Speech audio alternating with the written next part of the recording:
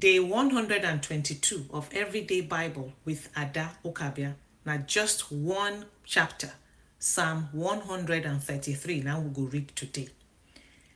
This psalm, they teach us, say, to live in peace, to live in unity, whether now with your family, with your friends, your people for work, the people there, your yard, your neighbors, your street, your community.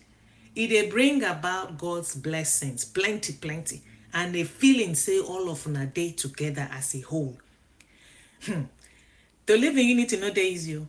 It means, say, you go there forgiving, you go there understanding, you go there willing to reconcile the differences where everybody they carry come to the table. Now, all about choosing to prioritize the well-being, the goodness of the entire group over your own personal feelings. So then unity no means say everybody must be the same. No. Instead, now to recognize and celebrate the differences where everybody gets, while you still stay united over one common goal or purpose. This particular psalm, it underscore the significance of community. It highlights, say, we are not meant to live in isolation. We're not supposed to be on our own. We need each other for support, encouragement, and to share experiences. Because, like them talking, if now one single broom, it go break. But when we join hands together as a whole broom, we go strong, gidigba. So to stay united means say we go there stronger and we go there better equipped to face any challenges when they come our way, any kind of obstacle. The part when they mention that anointing oil on top Aaron, remember I say Aaron and be the first priest for the people of Israel. That oil, they symbolize abundance and blessings where they come from all of us where we they united, because God really like division amongst his family.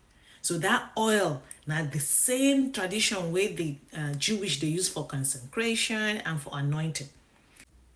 To understand the description of the dew where they talk about in this psalm, it go need you to use map. If you look at Mount Zion and Mount Hermon, they provide snow.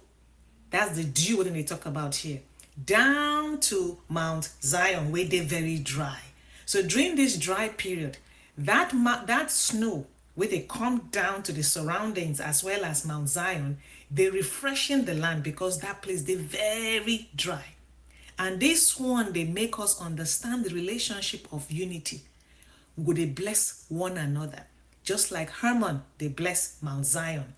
And they refreshing the land, they cause the land to remain fruitful and fresh even in the driest season. Psalm 133, they encourage cohesion, but they also respect individual boundaries.